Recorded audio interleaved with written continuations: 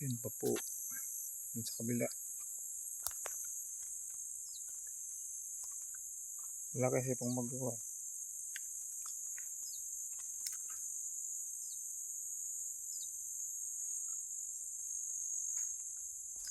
Yun po, daming bulak.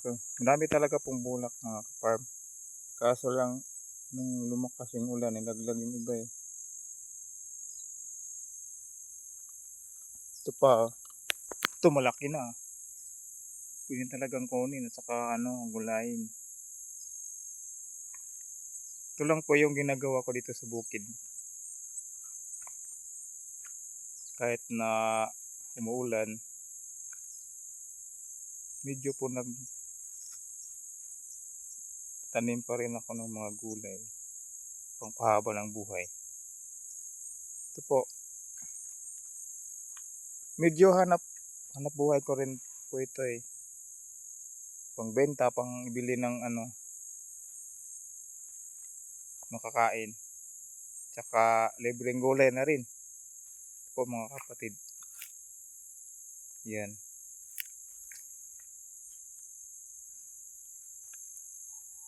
Ito po, napakahirap nito nung simula eh. Pero po sanay na ako dito. Matagal na. Minsan nga po yung mga tanim ko nasira talaga. Bunga ng lakas ng ulan. Yun. Yun po yung bunga. Yun. Tsaka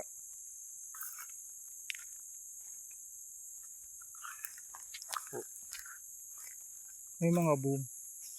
Marami-rami na rin po ang mga bunga. Ito.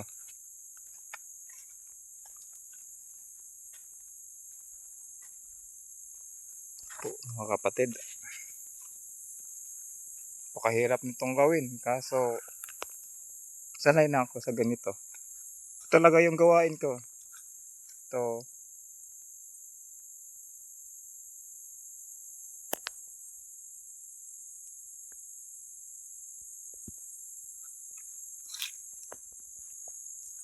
Ito. Marami na rin malaki oh. Yan. Malaki na. Yan. Susunod na mga araw, makuha na. Po, ito napakahaba. Pwede ng gulayin eh. Ito. Yan. Ito, malaki na.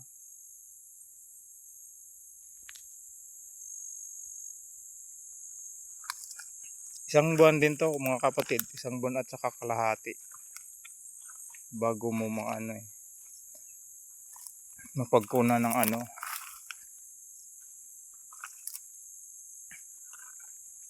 maibenta. Wala kasi ako magawa eh.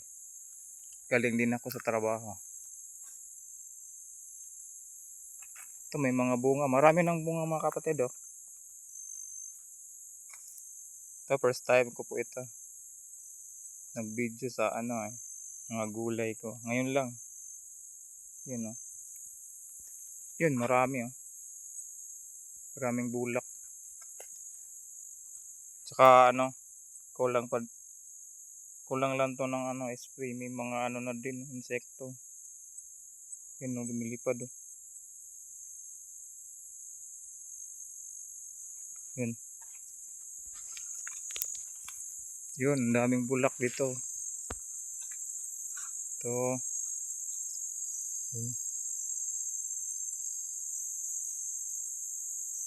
Ito yun. Talaga ito po itong panalangin na mula sa Diyos mga kapatid. Ito kasi ang pinagkukunan ko ng pang araw-araw. Tsaka sa pag din sa mga gugulin sa kapag may mga pangangailangan sa ano, batarisang ano, may mga kailangan na bilhin sa sambahan natin. Ito, mga bunga, oh. Yun, yun ang mga bunga, oh. Yan, yun oh, bunga.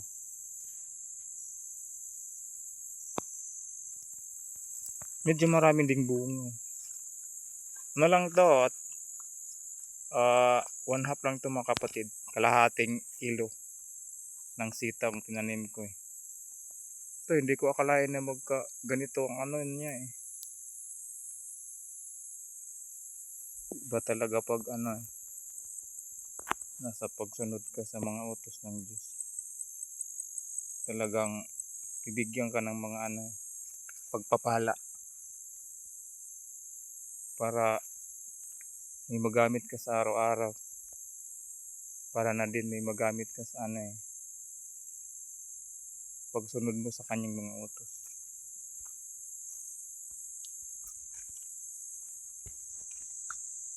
Ito, first time ko talaga itong mag-video ng ano eh, gulay.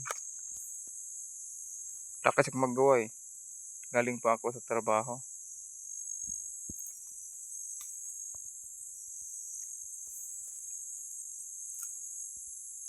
Hirap, mahirap to mga kapatid pag ano eh, yung pag bago ka lang magsimula ng ano, pagpa-farm. Talagang